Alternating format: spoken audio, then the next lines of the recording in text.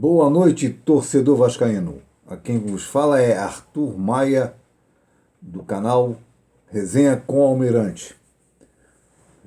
Hoje eu queria ter um papo bem sério em relação a tudo que está acontecendo com o Clube de Regatas Vasco da Gama. Ontem só tivemos a notícia, né, da reunião do Conselho Deliberativo a respeito da SAF 777. As coisas não estão batendo, né? Há algum tempo o presidente Jorge Salgado ele comenta em relação aos valores, né?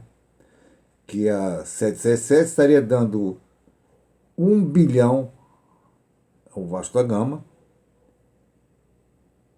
seria 700 milhões de aporte, mais 300 milhões correspondente aos 30% da associação.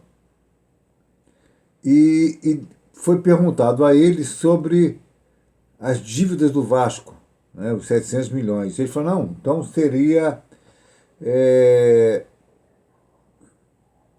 1 bilhão e 700 milhões. Esse seria o valor da venda do Vasco. E ele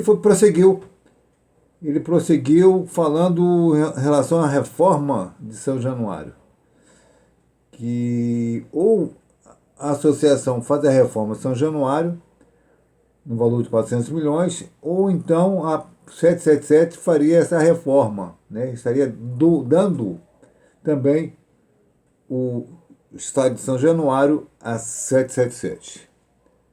E ontem, na reunião do Conselho Deliberativo, não foi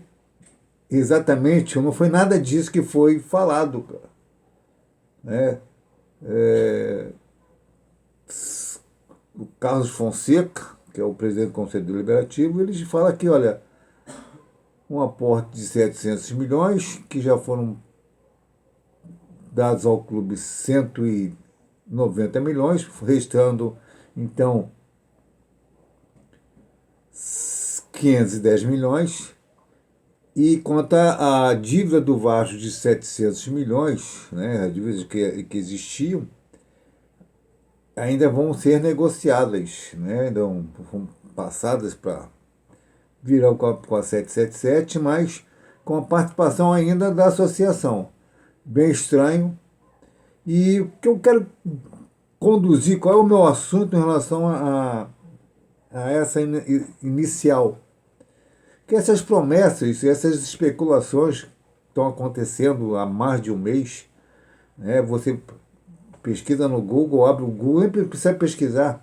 Você vê centenas e centenas de nomes de jogadores que o Vasco está contratando, que estão sendo anunciados pelo Vasco. Cada jornalista, cada supostos jornalistas, né, passam para os torcedores nomes fantasiosos, que as vindas desses jogadores são praticamente certas, e depois não acontece nada disso. Então, é muita especulação. Não, eu penso e tenho praticamente a certeza que a 777 não tem esse recurso todo, não tem dinheiro. Essa transação de 5 milhões que foi emprestado para 777, pelo que eu li, né, pelo que eu vi no balanço de 2022, já estava sendo contabilizado esse valor. Agora, se houve autorização, se não houve autorização para que fosse feito esse empréstimo, eu não sei, não tenho nenhuma noção do que realmente, como é que foi feito. É legal? É legal. Se foi demonstrado em balanço, né, mas que está recebendo juros e tal, cara, dívidas, vai estar com dívidas, devendo a Vasco não, a SAF 777 está devendo a vários jogadores, a vários clubes, né, nas contratações que foram realizadas, ao Andrei, ao Corinthians, ao São Paulo, ao Santos, está devendo a Deus o mundo, e esses 5 milhões talvez fosse um dinheiro que poderia ser utilizado para pagamento dessas dívidas. Porque é muito fácil você trabalhar com dinheiro dos outros, cara. Quando foi feita a venda, o Vasco recebeu 70 milhões de empréstimo da 777, com a seguinte condição: se vocês não aprovarem a SAF, vocês vão ter que pagar juros e tal desse valor. E tem outra coisa, nós vamos ficar com todos os ativos, nós somos com os ativos do Vasco. A garantia são os ativos do Vasco. Então, toda a garotada do Vasco, a sub-20, passou a sub-17, passou a ser da 777. Cara. Então, qualquer transação que ser realizada, não é o dinheiro do Vasco que está sendo aplicado, é o dinheiro da 77 que foi vender o jogador e está aplicando em cima desse jogador. Cara. É básico, é tranquilo você trabalhar assim. Eu, pessoalmente, não acredito, né, fundo do coração, não acredito nessas contratações miraculosas, né, nomes de... Contratou o Serginho, que eu não sei quem foi, o único Serginho que eu conheço é o Serginho da Eguinha Pocotó, da Lacraia, né? Estou vendo agora, chegou agora no Brasil, já está no Vasco da Gama. Esse jogador que jogava no Kosovo, jogava na Turquia, jogava em tal lugar, em outros. Então, não conheço, não posso falar no fundamento dele, falar mal ou falar bem dele, porque eu desconheço totalmente. Saiu um técnico recentemente, técnico entre aspas, né? Nunca ganhou absolutamente nada, nunca conquistou nada no futebol. Foi técnico do time dos Mulambos, foi mandado embora também, né, no final do Campeonato Brasileiro de 2018, e colocaram um técnico do Sub-20.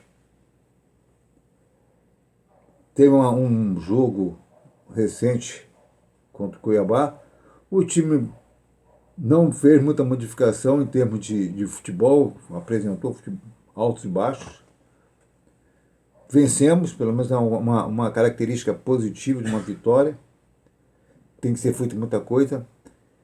Não vejo os nomes que estão sendo colocados para assumirem o comando técnico do Vasco como os principais. Rogério Ceni, eu pessoalmente não gosto. Roger também é outro que não fede nem cheira. O nome ideal, a meu ver, seria o Cuca. Mas existe a grande polêmica em nome do Cuca, né? O Vasco agora está fazendo a campanha LGBT, KYZ, 1, 2, 3, 4, 5, 6, pique esconde 1, 33, e virou um debate muito politicamente correto. Ninguém deu desculpa, ninguém deu espaço para o Cuca falar o que realmente aconteceu. Isso foi há muito tempo, coisas passadas. Quem nunca errou, que atira a primeira pedra. Então, a meu ver, seria o Cuca o melhor técnico no Brasil disponível, né?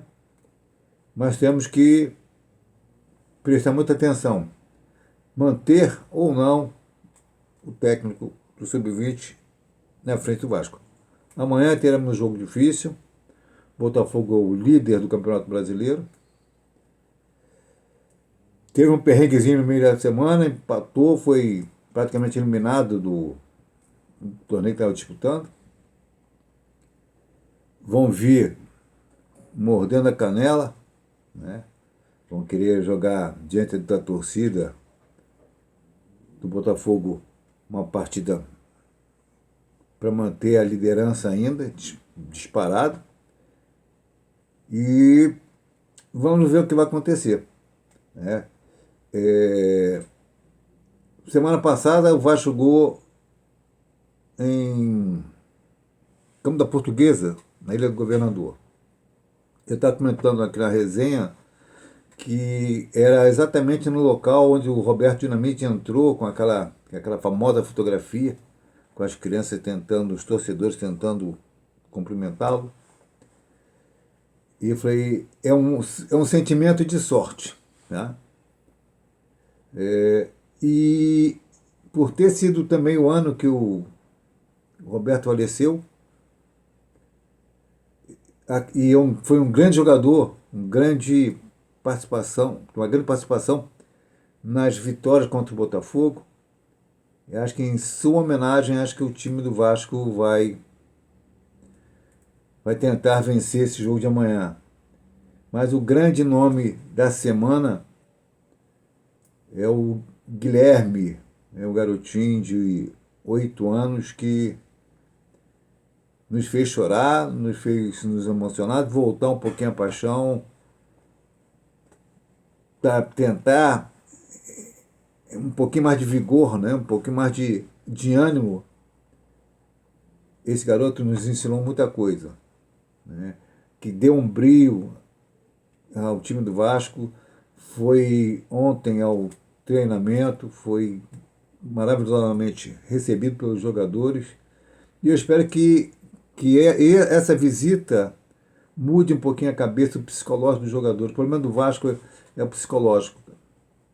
Eu falo sempre, é um debate que eu tenho sempre com o pessoal, com o Eduardo, com o Luiz Augusto e com os convidados, que é exatamente esse tipo de psicológico que tem que mudar. Cara.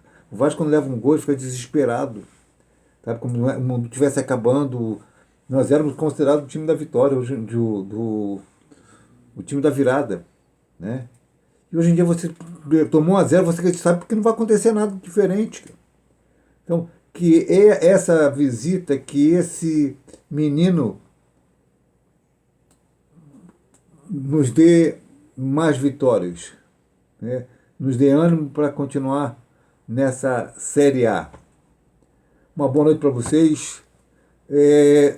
Se inscrevam no canal, para nós é muito importante a inscrição de vocês. Participem, conversem com a gente. Será uma honra recebê-los no canal Resenha com Almirante. Uma boa noite para vocês, um excelente final de sábado.